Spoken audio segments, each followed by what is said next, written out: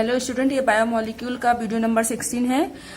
Last video में हम discuss करने वाले थे डीनेचुरेशन ऑफ प्रोटीन, तो यहीं से हम स्टार्ट करेंगे। तो हमारा नेक्स्ट टॉपिक है डीनेचुरेशन ऑफ प्रोटीन, या इसी को बोलते हैं प्रोटीन का विकृतीकरण। तो प्रोटीन की कहने का मतलब प्रोटीन कब डीनेचर्ड होता है या प्रोटीन कब जो है विकृत हो जाता है, इसके बारे में हमको डिस्कस करना है।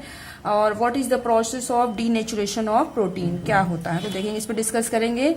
The process that brings about changes in properties। कौन सी property? in physical as well as biological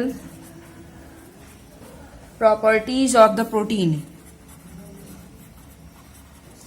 properties of the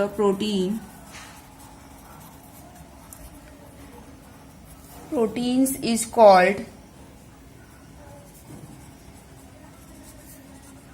denaturation of protein। denaturation of protein, clear. तो प्रोटीन का डीनेचुरेशन क्या होता है? वह प्रोसेस, वो प्रक्रिया जिसमें कि जो फिजिकल और बायोलॉजिकल प्रॉपर्टी है प्रोटीन की चेंज हो जाए। तो वो प्रोसेस जिसमें प्रोटीन की फिजिकल और बायोलॉजिकल प्रॉपर्टीज, बायोलॉजिकल और फिजिकल उसके गुण जो है प्रोटीन के चेंज हो जाते हैं, उसे हम बोलते हैं डीनेचुरेशन ऑफ प्रोटीन। सबसे अच्छा एग्जाम्पल है, हम देखेंगे, that is boiling of egg. Boiling of egg, तो जो एग का व्हाइट वाला पार्ट होता है, एग का जो white part of egg, white part of egg जो है वो उसमें प्रोटीन उपस्थित होती है, दैट इज एल्ब्यूमिन। जब हम एग बॉइलिंग से पहले, एग को जो है उबालने से पहले देखते हैं तो वो लिक्विड में होता है, बट बॉयल करने के बाद जो है वो आपका जो हो जाता है वो सॉलिड में हो जाता है। तो और फिर ये प्रोसेस जो है पुनः वो सॉलिड से फिर लिक्विड में कन्वर्ट नहीं होता है, क्योंकि रिवर्सिबल डीनेचुरेशन हो रहा है। तो जब एग को बॉयल कर देते हैं तो बॉयल करने के बाद जो एग होता है वो उसमें जो प्रोटीन एल्ब्यूमिन है उसका डीनेचुरेशन हो जाता है। क्लियर है? अब जो डीनेचुरेशन है उसमें क्या क्या चीजें, क्या फीचर्स हैं, तो अगला इसी में थोड़ा सा डिस्कस करेंगे। सम important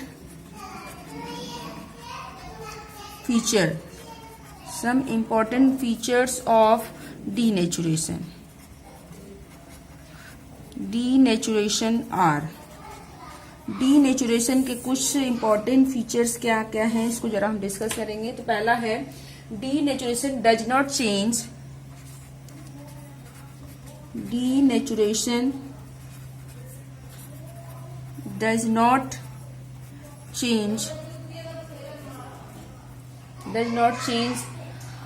the primary structure, does not change the primary structure of protein।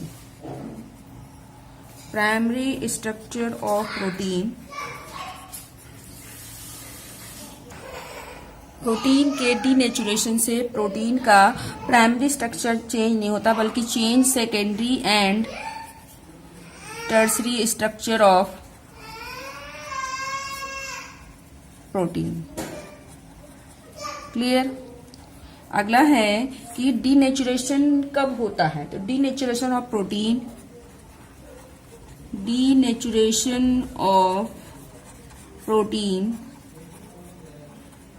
denaturation of proteins can be caused by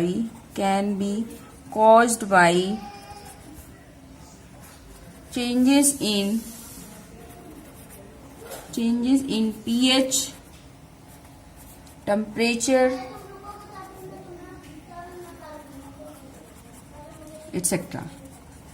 clear? तो प्रोटीन का जो डीनेचुरेशन होता है वो प्रोटीन किस वजह से हो रहा है, पीएच या टेम्परेचर में चेंज करने से प्रोटीन का जो है वो पीएच प्रोटीन का डीनेचुरेशन हो जाता है। जैसे कि हमने आपको एग्जांपल बताया कि बॉइलिंग ऑफ एग, तो एग को बॉयल कर तो टेम्परेचर बढ़ रहा, तो टेम्परेचर के बढ़ने पर क्या हो रहा है, एल्ब्यूमिन प्रोटीन जो है डीनेचर हो जा रहा है। क्लियर।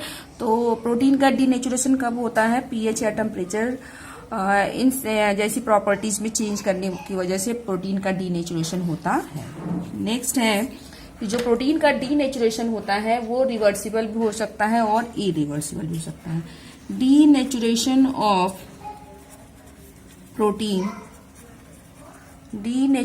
ऑफ प्रोटीन्स में बी रिवर्सिबल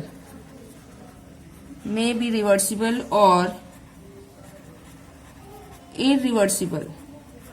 तो प्रोटीन का जो डीनेचुरेशन होता है वो रिवर्सिबल भी हो सकता है और इरिवर्सिबल, उत्क्रमणीय भी हो सकता है और अनुत्क्रमणीय भी हो सकता है। जैसे एग को उबालते हैं तो जब वो सॉलिड में कन्वर्ट हो जाता है तो ठंडा होने के बाद फिर से वो अपने दोबारा उस अवस्था में लौटता नहीं है।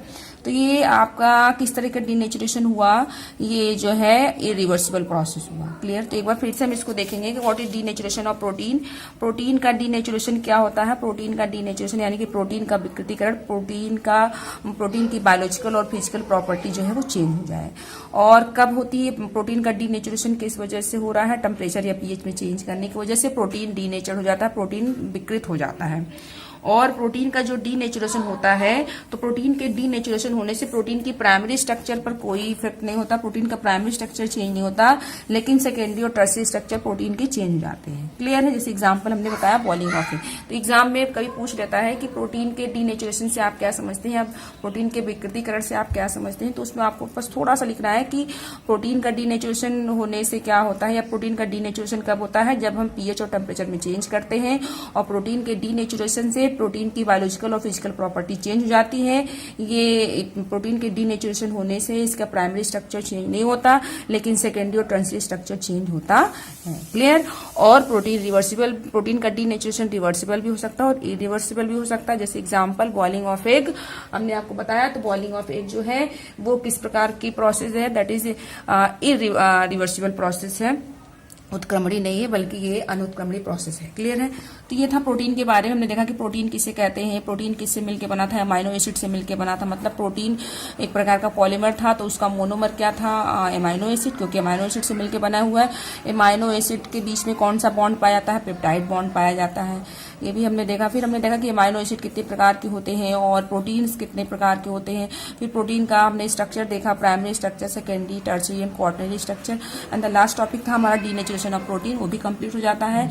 अब प्रोटीन में ही एक टॉपिक है दैट इज एंजाइम। एंजाइम क्या है, ये भी एक प्रकार का प्रोटीन है। और ये जो है आपका एंजाइम जो एक प्रकार का प्रोटीन है, स्पेसिफिक नेचर का होता है, विशिष्ट पीएच पे काम करता है और ये विशिष्ट टेम्परेचर पे काम करता है। ये सारी चीजें एंजाइम के बारे में कि एंजाइम किस तरीके से काम करता है, इसकी क्या मैकेनिज्म होती है, एक प्रकार का बायो कैटलिस्ट है। ये सारी एंजाइम के बारे में पूरा डिटेल डिस्कशन हम ऑलरेडी सरफेस केमिस्ट्री में पढ़ चुके हैं, इसलिए हम यहाँ पर इसको डिस्कस नहीं करेंगे, क्योंकि एंजाइम के बारे में डिटेल में स्टडी हमने किया है सरफेस केमिस्ट्री में कि एंजाइम किसे कहते हैं, एंजाइम कहाँ पर पाया जाता है। एंजाइम एक प्रकार का बायो कैटलिस्ट है और एंजाइम कितने टाइप्स के होते हैं, ये क्या करता है, इसकी क्या प्रोसेस है, क्या इसका कैरेक्टरिस्टिक है, क्या नेचर है। तो इसके बारे में डिटेल में हम सरफेस केमिस्ट्री में हमने स्टडी किया है, इसको हम फिर से रिवाइज नहीं करेंगे। तो नेक्स्ट हमारा बायोमोलिक्यूल है। नेक्स्ट हम बायोमोलिक्यूल के बारे में डिस्कस करेंगे, that is nucleic acid. Clear. इसको हम डिस्कस नहीं करेंगे। नेक्स्ट हमारा जो है टॉपिक है that is nucleic acid. Nucleic acid is आपका बायोमोलिक्यूल। तीसरा बायोमोलिक्यूल हम डिस्कस करने जा रहे हैं। फर्स्ट हमने कार्बोहाइड्रेट डिस्कस किया था, दूसरा हमने डिस्कस किया था प्रोटीन। अब हमारा third biomolecule that is nucleic acid. तो न्यूक्लिक एसिड के बारे में थोड़ा सा पढ़ेंगे हम, इसके बारे में स्टडी करेंगे। तो न्यूक्लिक एसिड क्या है, न्यूक्लिक एसिड कितने टाइप्स के हैं। तो न्यूक्लिक एसिड क्या है आपका, देखिए nucleic acids are long chain polymer. Nucleic acid जो होते हैं वो आपके लॉन्ग चेन पॉलीमर्स होते हैं और दैट आर प्रेजेंट इन, ये कहाँ पर प्रेजेंट होते हैं, दैट आर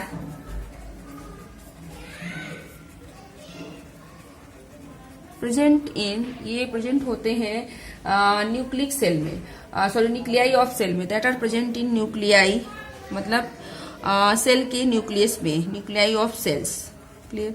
तो न्यूक्लिक एसिड भी क्या है, एक प्रकार का पॉलीमर है। जैसे कार्बोहाइड्रेट एक प्रकार का पॉलीमर था, प्रोटीन जो है पॉलीमर था, प्रोटीन का मोनोमर अमाइनो एसिड था। उसी तरीके से कार्बोहाइड्रेट ग्लूकोज से बना था, तो ग्लूकोज उसका मोनोमर था।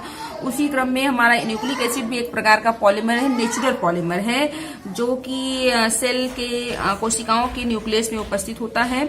और न्यूक्लिक एसिड जब पॉलीमर, तो इसका मोनोमर क्या होगा, तो न्यूक्लिक एसिड जो है पॉलीमर है, और मोनोमर ऑफ न्यूक्लिक एसिड क्या होता है, that is nucleotide. Clear. Monomer unit of nucleic acid, that is nucleotide.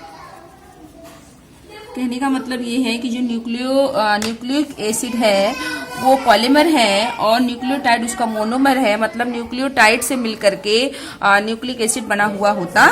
Clear है। तो यहीं पर हम लिख सकते हैं कि न्यूक्लिक एसिड आपका पॉलीमर है, दैट इज पॉलीमर, और तो हमारा न्यूक्लियोटाइड क्या है, दैट इज न्यूक्लियोटाइड हमारा है, दैट इज मोनोमर। क्लियर। तो सिंपली हम कह सकते हैं कि nucleotide is the smallest unit, nucleotide is the smallest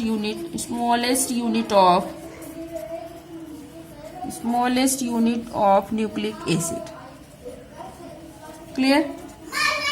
तो न्यूक्लियोटाइड जो है वो न्यूक्लिक एसिड की सबसे छोटी इकाई होती है। अब जो न्यूक्लियोटाइड हैं वो आपस में एक दूसरे से जुड़ते हैं, तो किस बॉन्ड के द्वारा, जैसे प्रोटीन में अमाइनो एसिड पेप्टाइड बॉन्ड बनाता है और ग्लूकोज के बीच में ग्लाइकोसिडिक बॉन्ड बनता है, वैसे ही न्यूक्लियोटाइड के बीच में जो बॉन्ड बनता है, that is phosphodiester bond, phosphodiester bond या फॉस्फोडाइएस्टर लिंकेज, फॉस्फोडाइएस्टर बॉन्ड या linkage which is responsible for connecting nucleotide। Clear. तो न्यूक्लियोटाइड जिस बॉन्ड से जुड़ा होता है वो कौन सा बॉन्ड है, दैट इज फॉस्फोडाइएस्टर बॉन्ड या आपका दैट इज फॉस्फोडाइएस्टर लिंकेज। तो हमको क्लियर समझ में आ गया कि न्यूक्लिक एसिड क्या होता है और ये किससे मिलकर बना है। तो न्यूक्लिक एसिड एक प्रकार का पॉलीमर है जो न्यूक्लियोटाइड मोनोमर से मिलकर बना होता है। इनके बीच में जो बॉन्ड है वो है that is phosphodiester bond. Nucleotide phosphodiester bond से जुड़ते जाते हैं और इस तरीके से हमारा न्यूक्लिक एसिड बनता है। क्लियर। अब हम बात करेंगे कि न्यूक्लिक एसिड कितने टाइप्स के होते हैं। तो types of nucleic acid next है, that is types of nucleic acid. तो न्यूक्लिक एसिड कितने टाइप के होते हैं, दे आर ऑफ 2 टाइप्स। ये आपको पता है, आपने बायो में भी इसको पढ़ रखा होगा कि न्यूक्लिक एसिड कितने टाइप्स के होते हैं, दे आर ऑफ 2 टाइप्स। ये 2 टाइप्स के होते हैं। कौन कौन से हैं जरा इसको देखेंगे हम। First one that is DNA and second one that is RNA. तो न्यूक्लिक एसिड के 2 टाइप्स हैं, डीएनए और RNA. DNA that is deoxy ribo nucleic acid and RNA that is ribo nucleic acid. Clear. तो इसको हमको 1 bye 1 discuss करना है। उसके पहले हम देखेंगे कि न्यूक्लियोटाइड क्या होता है सबसे पहले, क्योंकि हमने बताया कि जो न्यूक्लिक एसिड है वो न्यूक्लियोटाइड से मिलकर बना है। तो हम ये देख लेते हैं कि न्यूक्लियोटाइड क्या होता है। या 1 न्यूक्लियोटाइड जो है या एक न्यूक्लियोटाइड, जैसे हमने कहा न्यूक्लिक एसिड न्यूक्लियोटाइड से मिलकर बना होता है, इसका मतलब न्यूक्लियोटाइड भी किसी से मिलकर बना होगा। तो न्यूक्लियोटाइड किससे मिलकर बना हुआ, या एक न्यूक्लियोटाइड बराबर क्या क्या चीजें होती है, एक न्यूक्लियोटाइड में क्या क्या उपस्थित होता है। तो एक न्यूक्लियोटाइड मॉलिक्यूल में क्या क्या चीजें, दैट इज फॉस्फेट ग्रुप होता है पहला, इसमें फॉस्फेट ग्रुप होगा और साथ में पेंटोज शुगर कहने का मतलब ये है कि 5 कार्बन वाला शुगर आपका फॉस्फेट ग्रुप होगा, पेंटोज शुगर होगा और साथ में नाइट्रोजिनस बेस, इनसे मिलकर बना होता है न्यूक्लियोटाइड। तो एक न्यूक्लियोटाइड जो है वो उसमें क्या क्या चीजें होती हैं, फॉस्फेट ग्रुप उपस्थित होता है, पेंटोज शुगर होता है, नाइट्रोजिनस बेस होता है। पेंटोज शुगर क्या है, नाइट्रोजिनस बेस क्या है, डीएनए में अलग होगा, आरएनए में अलग होगा, इसको भी हम देखेंगे कि पेंटोज शुगर में क्या चीजें होंगी और नाइट्रोजिनस बेस में। और फॉस्फेट ग्रुप का मतलब है PO4 3- that is phosphate group. ये दोनों में कॉमन होगा, चाहे वो डीएनए हो या आरएनए हो, दोनों में फॉस्फेट ग्रुप सेम होगा। क्लियर है। अब जैसे यदि हमें न्यूक्लियोटाइड बनाना है, तो हमने कहा कि एक न्यूक्लियोटाइड इनसे मिलकर बना होता है। अब न्यूक्लियोटाइड की संरचना बनाने देखेंगे तो न्यूक्लियोटाइड हमें कैसा दिखाई देगा। तो ये हमने बना लिया, दैट इज पेंटोज शुगर। ये क्या है, पेंटोज शुगर है। क्लियर है। अब पेंटोज शुगर है, अब ये पेंटोज शुगर यदि डीएनए होगा तो डीऑक्सीराइबोज शुगर होगा, यदि आरएनए होगा तो राइबोज शुगर होगा। क्लियर।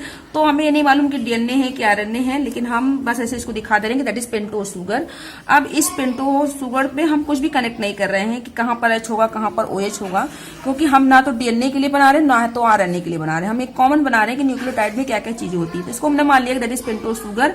अब पेंटोज शुगर से इस तरफ जुड़ा हुआ होगा आपका, ये मान के चलिए कि जो जुड़ा हुआ है दैट इज नाइट्रोजिनस बेस। ये आपका हो गया नाइट्रोजिनस बेस हो गया। और इस साइड आप देखेंगे तो ये आपका जुड़ा हुआ है CH2O and P double bond O that is phosphate group. तो ये क्या होगा, दैट इज न्यूक्लियोटाइड। ये आपका हो गया वन न्यूक्लियोटाइड। जो हमने कहा वही हमने यहाँ पे बना रखा है। एक न्यूक्लियोटाइड में फॉस्फेट ग्रुप होगा, that is phosphate group PO4 3- phosphate group. ये क्या हो गया, that is pentose sugar. Clear. और ये आपका हो गया नाइट्रोजिनस बेस। एक न्यूक्लियोटाइड में तीन चीजें उपस्थित होती हैं, फॉस्फेट ग्रुप, पेंटोज शुगर और नाइट्रोजिनस बेस। क्लियर, आई बात समझ में। अब हम बात करेंगे डीएनए की और फिर उसके बाद आरएनए की, वन बाय वन डिस्कस करेंगे। एंड द फर्स्ट वन है हमारा दैट इज डीएनए। उसके पहले भी हम थोड़ा सा एक चीज देख लेते हैं कि पेंटोज शुगर, न्यूक्लियोटाइड हमने देख लिया। न्यूक्लियोटाइड में हमने कहा कि फॉस्फेट ग्रुप डीएनए हो या आरएनए हो, दोनों में PO4 3- होता है। अब पेंटोज शुगर डीएनए के लिए अलग है, आरएनए के लिए अलग है। नाइट्रोजिनस बेस भी दोनों के लिए अलग है। थोड़ा सा यहाँ पर पहले इनको देख लें वन बाय वन, तब हम डीएनए और आरएनए को डिटेल में डिस्कस करते हैं। तो हम नेक्स्ट हमारा that is pentose sugar. Pentose sugar 5 carbon वाला शुगर। तो यदि डीएनए होगा, इन केस ऑफ डीएनए के केस में हम बात कर रहे हैं, डीएनए के केस में, in case of DNA pentose sugar that is deoxyribose sugar. Clear. यदि डीएनए होता है तो डीएनए के केस में जो पेंटोज शुगर होगा वो क्या होगा, that is deoxyribose sugar. Clear. Deoxyribose sugar होता है किसके केस में, डीएनए के केस में। और यदि हम आरएनए की बात करें, ये तो था डीएनए के लिए। अब आरएनए की बात करें तो आरएनए के केस में जो पेंटोज शुगर होगा, pentose sugar that is ribose sugar. इसको हम डिटेल में डिस्कस करेंगे नेक्स्ट वीडियो में।